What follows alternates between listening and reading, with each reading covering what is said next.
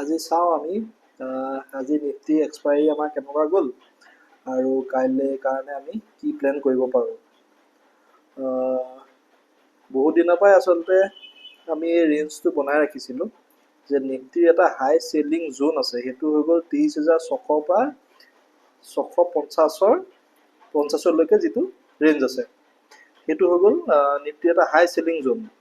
বাকী ছাপোৰ্ট আছিলে আমাৰ 23,490 বা 500 এটা আৰু 23,425 to 400 এটা, দুটা ছাপোৰ্ট আমি মোটামুটি উলিয়াই ৰাখিছিলোঁ। 3 নম্বৰ এটা ছাপোৰ্ট জ'ন আছিলে, সেইটো 23,350 আৰু সেইটোলৈ এতিয়া অকণমান দূৰ আছে।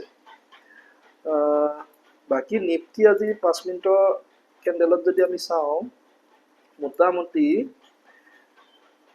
ডে আৰম্ভ কৰিলে 23,000 মোটামুটি 585 পৰা, কিন্তু লগে লগে 5 মিনিটৰ কেণ্ডেলডাল চাওক একেবাৰে তললৈ গুচি আহিলে।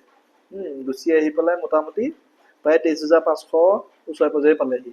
2 নম্বৰ কেণ্ডেলডালো কি কৰিলে, মোটামুটি আমাৰ যিটো ফাৰ্ষ্ট ছাপোৰ্ট আছিলে তাক ব্ৰেকেই কৰি পেলালে।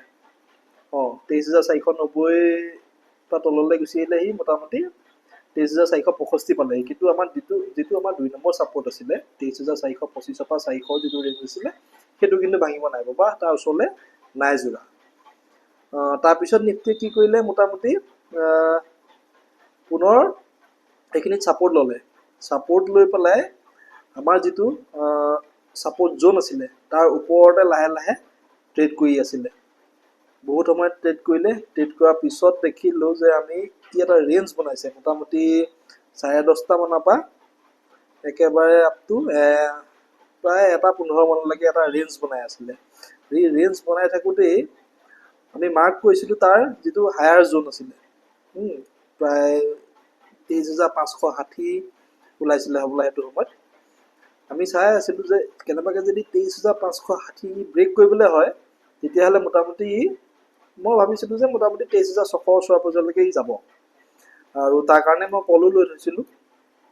আৰু মোটামুটি একেডাল কেণ্ডেলতে মোটামুটি ভাঙিয়ে পেলালে। 23,560 জ'নটো ভাঙি পেলাই পূৰা আমাৰ যিটো হায়েষ্ট চেলিং জ'ন আছিলে 23,600 পৰা 650, মোটামুটি ক'লৈকে গ'ল, 23,614লৈকে প্ৰথমডাল কেণ্ডেলতে লৈ গুচি গ'ল।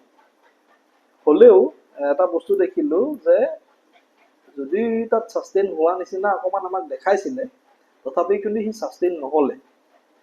নোহোৱাৰ কাৰণে কি হ'ল, চেলাৰে লগে লগে তাক তললৈ লৈ আহিলে। লৈ আহি মোটামুটি প্ৰায় 23,535 লেভেলত পুনৰ ছাপোৰ্ট ক্ৰিয়েট কৰিবলৈ আৰম্ভ কৰিলে। ছাপোৰ্ট ক্ৰিয়েট কৰি পেলাই পুনৰবাৰ চেষ্টা কৰিলে, 23,600 ওচৰলৈকে পুনৰবাৰ চেষ্টা কৰিলে, কিন্তু ব্ৰেকআউট দিব নোৱাৰিলে। নোৱাৰাৰ লগে লগে তাক আকৌ তললৈ নমাই অনা হ'ল। মোটামুটি প্ৰায় আকৌ 23,530-35 লেভেললৈকে পুনৰবাৰ তললৈ নামি আহিলে। কিন্তু ডাউন চাইডত অহাৰ পিছত এডাল হেমাৰ বনালে, ৰেড কালাৰ দেখিছেনে? এই হেমাৰডাল বনোৱাৰ পিছত লাহে লাহে অলপ অলপকৈ হ'লেও ওপৰলৈ গৈ শেষত 23,567 লেভেলত ক্ল'জ হৈ গ'লগৈ। এতিয়া কথাটো হৈ গ'ল কাইলৈ কি হ'ব পাৰে। আজি যিহেতু নিফটি এক্সপায়াৰী আছিলে, এক্সপায়াৰী দিনতে যদি আমাৰ যিটো হায়েষ্ট চেলিং জ'ন আছিলে তাক পাৰ কৰিব নোৱাৰিলে, তেতিয়াহ'লে কাইলৈৰ কাৰণে কি হ'ব। এতিয়া এটা বস্তুটো স্পষ্ট হৈ গৈছে যে ওপৰৰ যিটো লেভেলটো আছে, আমি যিটো মাৰ্ক কৰি ৰাখিছোঁ 23,600 পৰা 650 যিটো লেভেলটো আছে, সেই লেভেলটো যথেষ্টই কিন্তু মই কি ক'ম, মোটামুটি চেলাৰ জ'ন হিচাপেই আছে, যথেষ্ট চেলাৰ ইয়াত বহি আছে। চ' সেইটো কাৰণে কাইলৈ যদি ডাঙৰ গেপ আপ নহয়, তেতিয়াহ'লে নিফটিয়ে কিন্তু সহজে 23,600 পৰা 650 লেভেলটো ক্ৰছ কৰিব নোৱাৰিব।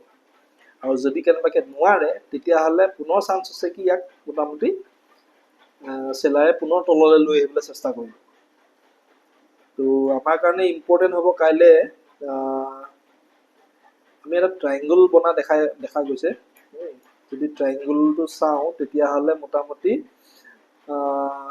প্ৰায় সেই একেই 23,525 ওচৰে পাজৰে বা 500 ধৰক আৰু আমাৰ যিটো ফাৰ্ষ্ট ছাপোৰ্ট জ'ন আমি মাৰ্ক কৰি ৰাখিছিলোঁ তাৰ ওচৰে পাজৰে এনেকুৱা লেভেললৈকে 23,530 বা 25 এনেকুৱা লেভেলৰ ওচৰত আহি পেলাই যদি নিফটিয়ে বুলিছ কেণ্ডেল ফৰ্ম কৰে প্ৰথমডাল, হেমাৰ হ'ব পাৰে বা ডাঙৰ যদি বুলিছ কেণ্ডেল বনায় আৰু তাৰ ওপৰত যদি আৰু এডাল কেণ্ডেলে ক্ল'জ কৰে বুলিছ হিচাপে, তেতিয়া আমি মোটামুটি বুলিছ ভিউ এটা ল'ব পাৰোঁ। ল'লেও কিন্তু মোটামুটি টাৰ্গেট থাকিব সেই 23,600 বা 620-30 ৰেঞ্জটোৱে প্ৰথম। সেইটোক যদি ব্ৰেক কৰিব পাৰে তেতিয়াহে নিফটিয়ে তাৰ ওপৰলৈ যাব পৰা সম্ভাৱনা আছে, নহ'লে কিন্তু ইমান সহজে নিফটিয়ে এইটো ব্ৰেক কৰিব নোৱাৰে। বাকী তললৈ ডাউন ছাইডৰ ভিউ যদি চাওঁ তেতিয়াহ'লে মোটামুটি প্ৰথমৰ এইটো যিটো ৰেঞ্জ আমাৰ 23,500, 490 to 500, ইয়াৰ তলত যদি ছাষ্টেইন হৈ যায় কেনেবাকৈ, ছাষ্টেইন ইন দ্য চেন্স যদি এডাল ডাঙৰ ৰেড কেণ্ডেল বনাই পেলাই যদি সেইডালৰ আশে পাশে ট্ৰেড কৰি থাকে, তেতিয়া আমি মোটামুটি 23,400 বা 400 ব্ৰেক কৰাৰ টাৰ্গেট লৈ পেলাই আমি ডাউন ছাইডৰ ফালে ট্ৰেড কৰিব পাৰোঁ। কিন্তু যদিও ই প্ৰথম ছাপৰ্টটো ভাঙি দিয়ে, তথাপি কিন্তু এই 2 নম্বৰ যিটো ছাপৰ্ট আছে 23,400 পৰা 425 যিটো ৰেঞ্জ আছে, ইয়াত আহি কিন্তু এবাৰলৈ হ'লেও ই ছাপৰ্ট ল'বই ল'ব। চ' সেইটো কাৰণে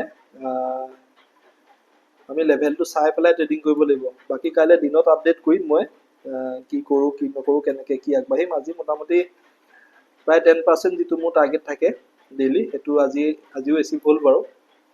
চ' সেইটো কাৰণে বেছি ট্ৰেডিং কৰা নাই, স্কেল্পিং 6টা নে 7টা কৰিবলগীয়া হ'ল আজি যিহেতু এক্সপায়াৰী আছিলে। চ' লছ খোৱা নাই বাৰু। বাকী যা হওক, কাইলৈ ৰাতিপুৱা ট্ৰেড কৰি থাকোঁতে পুনৰবাৰ মই লেভেল চেভেলখিনি আপডেট কৰি দিম, যদি কিবা এডজাষ্টমেণ্ট কৰিব লাগে। কিন্তু বৰ্তমানলৈকে কিন্তু আমাৰ যিটো ৰেঞ্জ আমি বনাই ৰাখিছোঁ সেইটোৰ ভিতৰতে কিন্তু নিফটিয়ে ট্ৰেড কৰি আছে। চ' সেইটো কাৰণে বিশেষ একো বেলেগকৈ প্লেন কৰিবলগীয়া নাই।